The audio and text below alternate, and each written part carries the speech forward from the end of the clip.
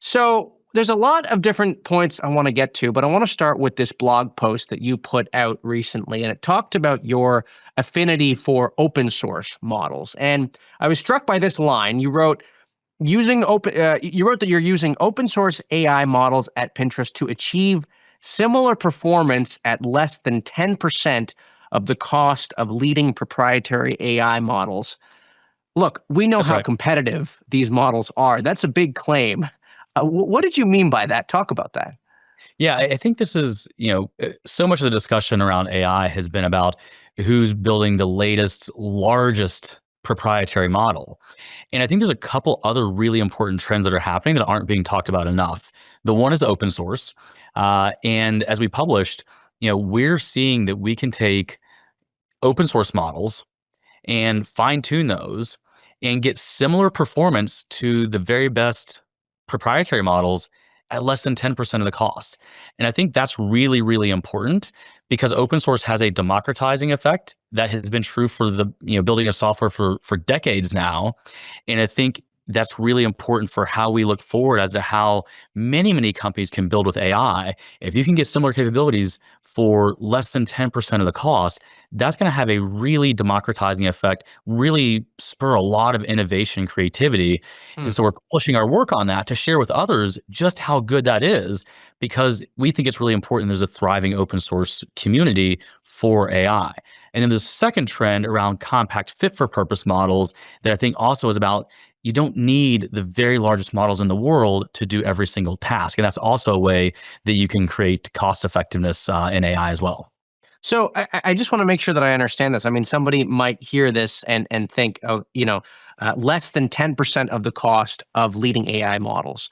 I mean, we think about Google and OpenAI as the leaders with their proprietary models. So help me understand. Are you saying that the models that Pinterest has built using open source technology is just as good and cheaper? Is that what you're saying? Two things. One, there are large scale open source models available now that you can take and fine tune them for your purpose. And what we found for our purposes is that we could achieve 90% lower cost at similar performance on the things that we needed to do. Okay, And so at the for a same very specific use case. Well, yes, but I think this is a generalizable point because that's about the large generalized models. There's a second point, which is related to this, that we are also building our own in-house models for specific tasks. And so these are two different tactics that can help companies get a lot more out of AI at much lower cost. And this is really important right now because nearly every CEO that I talk to, for example, last week I was at the New York Times Dealbook. And so many of the CEOs that I talked to there said, well, they've invested a lot of money in AI and buying these off the shelf proprietary software solutions, but they're not seeing the return on investment that they need. They're spending a lot, but they're not yet getting the savings that they had expected, or the spend is significantly offsetting the savings that they were getting. Hmm. And companies finding that they can leverage open source to get much better efficiency.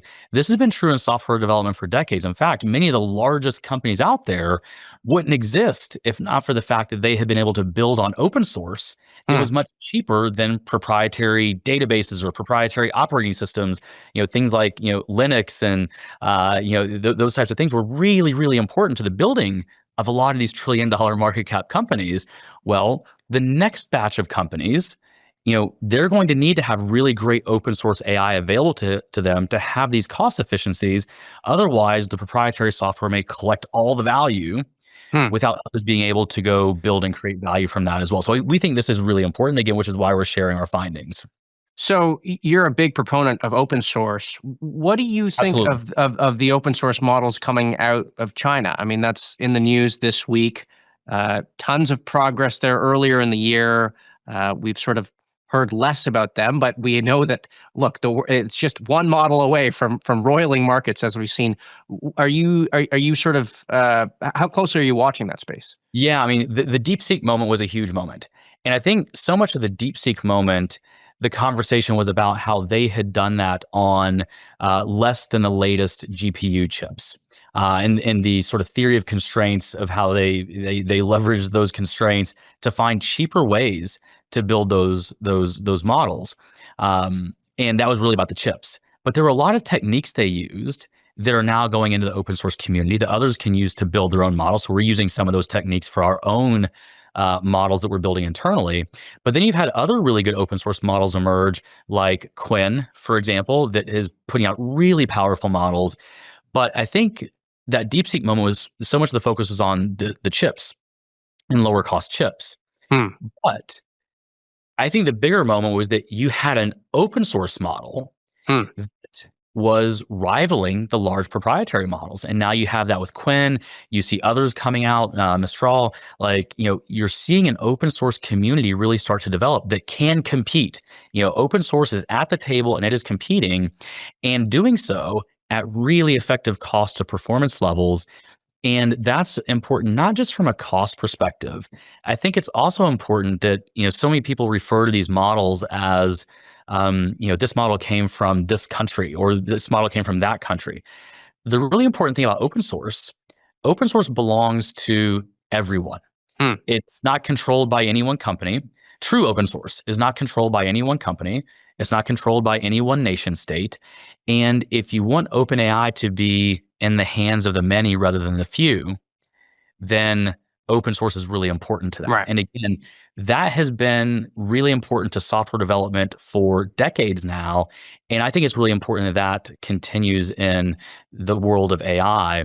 Right. And it doesn't need to be instead of proprietary models. Open source software has been huge for decades. It doesn't mean that proprietary software no longer exists. It just means that open source software is a really important component of a thriving ecosystem overall, alongside of proprietary models, and can compete well with those proprietary models. And it's a good check and balance on those proprietary models. So let me ask you a question broadly about Pinterest and how you're approaching AI now. Where are you applying the gas on AI, and then where are you pushing the brakes? Because we've done some reporting at The Information, and we've spoken to it was your CTO actually who spoke with us about ways in which the company is taking a more careful approach to, for example, AI generated content.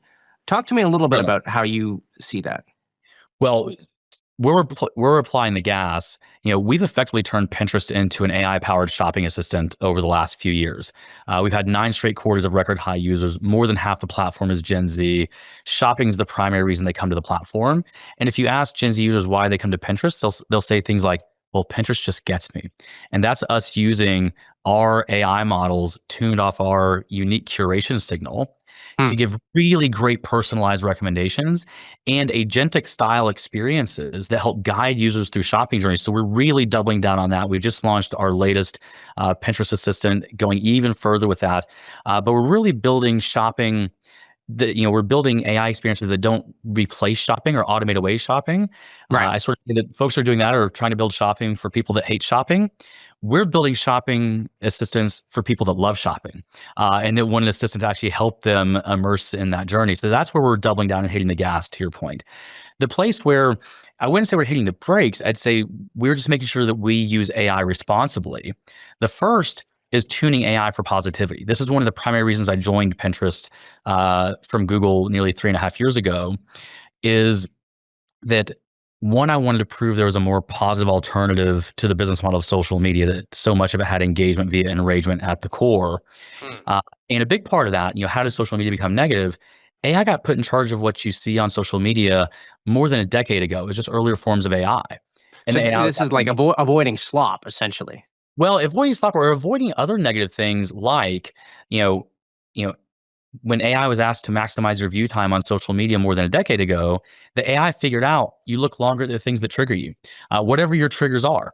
And so we set out to tune AI for positivity. If AI could be used to keep you glued to a screen with engagement via enragement, why can't we ask the AI to make sure you leave the platform feeling better, and that it's a positive contributor to your emotional well-being?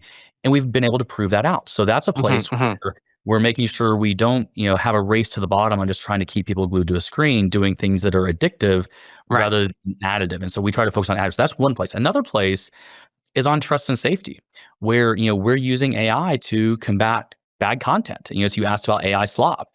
Well, there's been a huge increase in the ability to create content.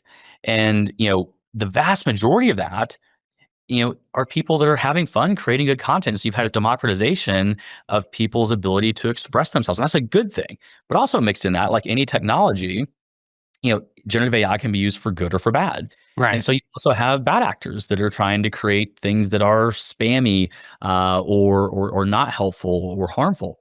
Well, So we use so our do AI you models so to so battle that. is there AI generated content right now on Pinterest that is allowed? Oh, absolutely. And what I would say with AI generated content, this whole discussion of AI slop, a couple things I'd say. One is that, you know, it's not about is AI content good or bad. It's about some AI content is good and some AI Right. content is bad. And how do you parse that? And how do you give the user control over what content they want to see? And And so so so you're using AI to then assess which of the content is AI generated. Am I understanding that That's correctly? exactly right. So Okay. two things that we're doing. The first is that we are labeling AI content so the user knows when it's AI generated, and we're using industry techniques to go detect and label when Yeah. something AI generated. But not everybody's labeling that. But we are further along in the industry, I think, in making sure that we label, and we've made a choice to label when we can detect that it's AI generated content. Secondly, we're giving the user choice and letting the user decide when they want to see less AI content. And so that's very different than other platforms. And I think part of why platforms may be avoiding this is that they're seeing that the AI generated content is really engaging. It keeps people looking for longer. But for us, we're not trying to keep people looking for longer. We're trying to help people do things that make a positive impact in their real life, even when that Right. means doing something off their platform, like going and buying a new outfit or going and redesigning a room or things like that. And so we consistently give our users agency, both And in the what they see option. on the platform, and then they have the option of when the AI generated content is helpful or not. And we're personalizing more and more Right. to understand for each user what's helpful and not. And some of these things, to give you some examples of when is it helpful versus when is it not. There's some content that's just inherently bad, that would be created by bots or that is spam content or things like that. That we use AI models to just get that stuff off the platform. But there's Right. other content, we've always said, beauty's in the eye of the beholder, or one person's trash can be another person's treasure. Something that one person thinks is art, go back to sort of, modern art movements and things like that. Well, traditionalists would have said like, oh, well, Right. that's I art. mean, this is Well, the thing is that it's everyone's opinion, really, what they want to see, and so I think that that's right. choice is So interesting. that's right. It's a choice and it's a personalization issue. So it's really about how do you get the personalization right and give the user the ability to express themselves and say what they like. But even for a given user, they'll shift modes because sometimes the user may be in a dreaming mode. We're seeing this thing that is sort of a fantasy that you'd say, well, hey, that's a really interesting sort of room layout. You can never do that in real life, but it's really cool to sort of expand my mind's eye as to what Right. might be possible. And so in dreaming mode, that's great. But then when they say they go to doing mode, I want to buy a sofa, but none of the stuff in that picture is real. Well, our visual search technology actually lets the user take that sofa and that AI generated content and will show them the closest real sofa that they could actually buy. And so Hmm. we're helping the user navigate the sort of movement between, well, when am I in sort of fantasy mode and dreaming mode, in which case some of these fantastical, AI generated images might actually be helpful, in the same way that we had fiction and nonfiction previously, or we had fantasy stories before, that weren't possible today, but it could Right. inspire something that, something else might be possible, and then help the user toggle over when they're ready to actually do something in the real world. Let me ask you a little bit, so if we move on from the product to the business that you're in, which is the Mhm. advertising market. Look, I mean, there's been a lot of chatter about the chatbot businesses introducing ads over time. Mhm. Whether it happens this week or next week, I think the consensus is it's going to happen. Mhm. And I want to talk to you about what that means for your business. Do you see that eating into your advertising business at all? Well, advertisers have behaved very consistently, and that advertisers will go where consumers are, and advertisers will really go where consumers are actually making, purchasing choices. And for our business, and so wherever purchasing choices are happening, advertisers are going to go there. And clearly, AI assistants and chatbots are a place where that is happening, and where advertisers are certainly going to go when they have the ability to, as they have the ability to do that. But it's not a zero sum game, because at the end of the day, advertisers are looking to get incremental purchasing. And for us, even as you've seen the rise of chatbots and assistants, I think over the last 3 years, ChatGPT's put on roughly 800 million users. Well, at the same time, we've had 9 straight quarters of record high users. More than half of our platform is Gen Z. And, I would guess that probably nearly every one of those Gen Z users on our platform, Right. they know about But chatbots and they've you used know, them, but they see us as something unique and different from that. And so there's room for both of these to exist. And that actually mirrors the way search has been playing out for decades. Is that for decades, you've had general purpose search, where like Google, for example, is, a winner of general purpose search.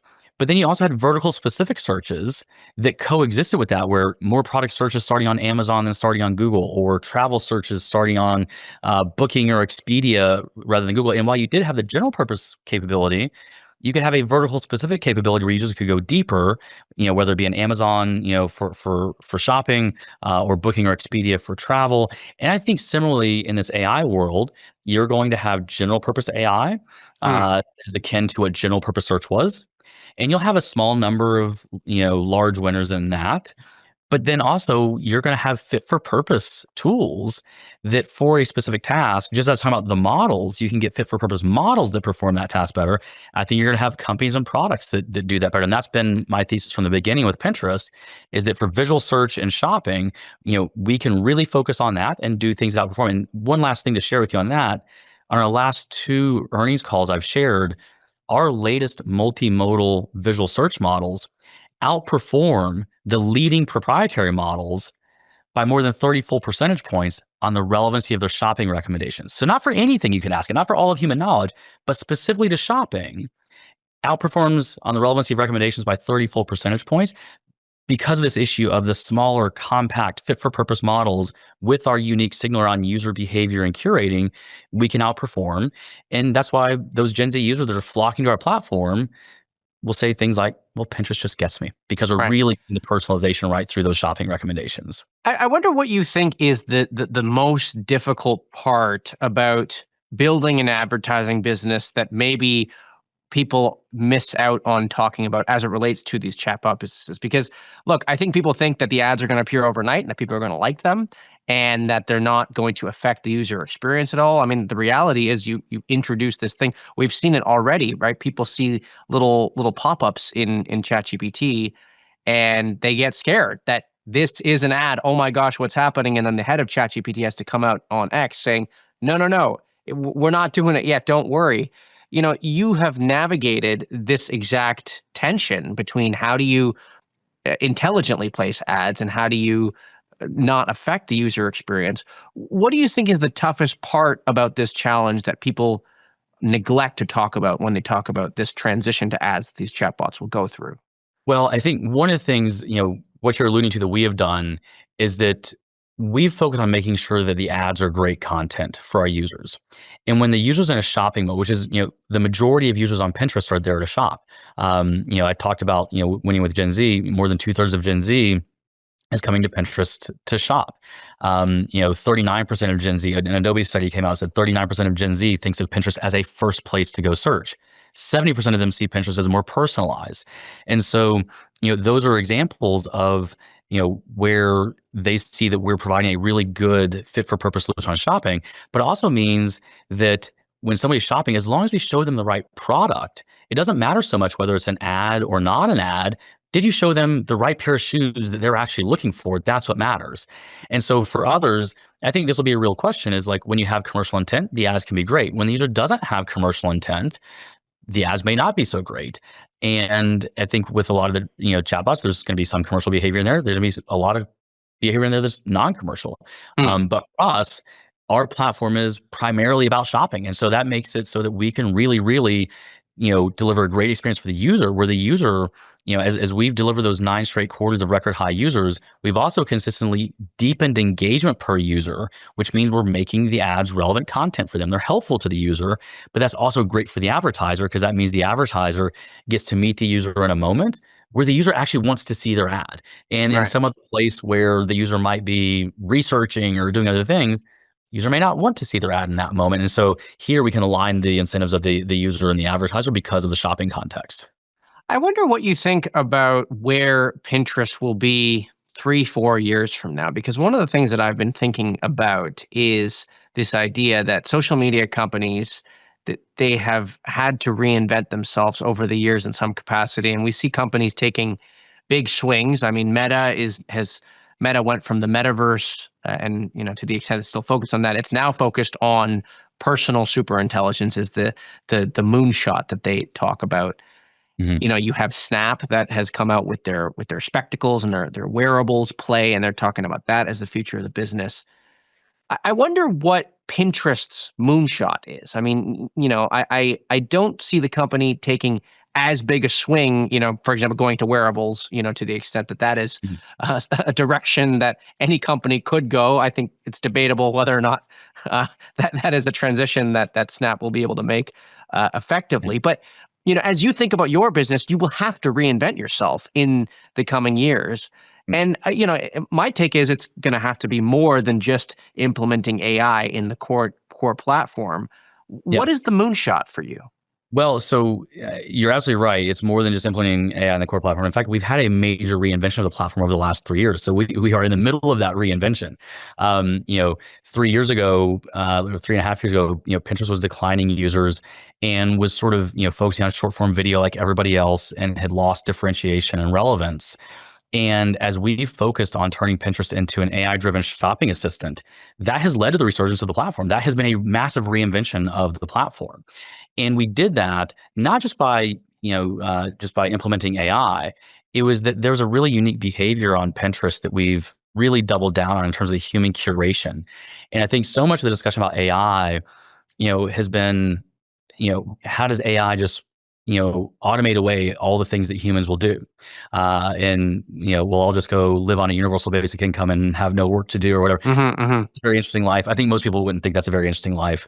We're focused on how do we make the AI additive for people and truly helpful to people so that people can be more productive, get, a higher quality of life.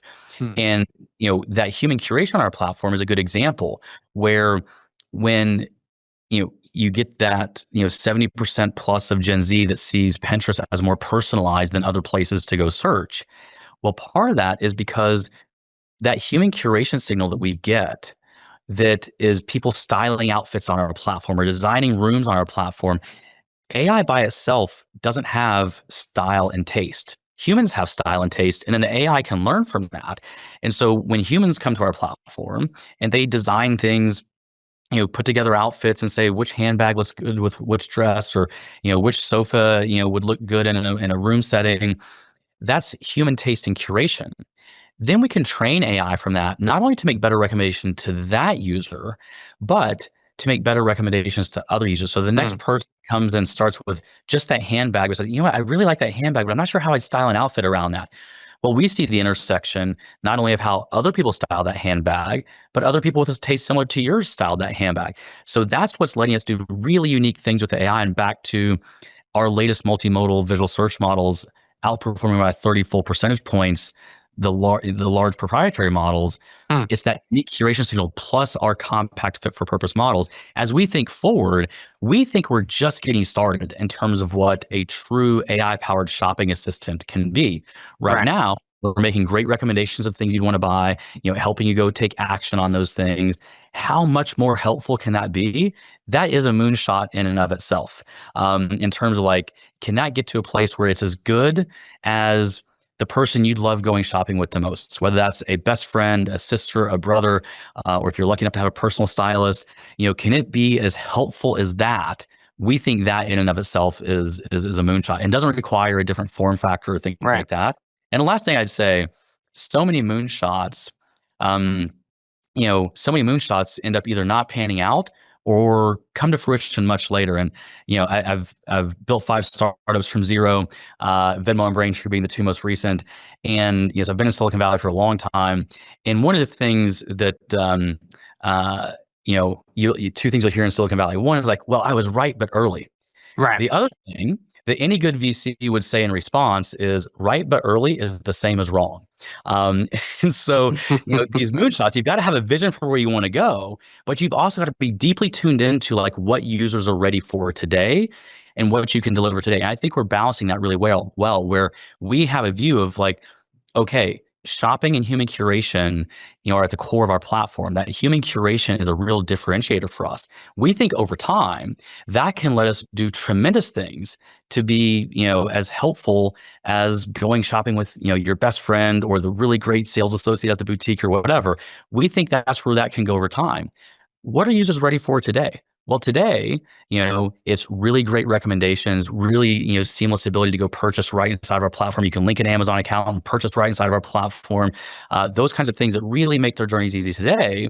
Right. And then we'll right. with our users. So we certainly have that long-term vision, but we're also really laser focused on what are users ready for now.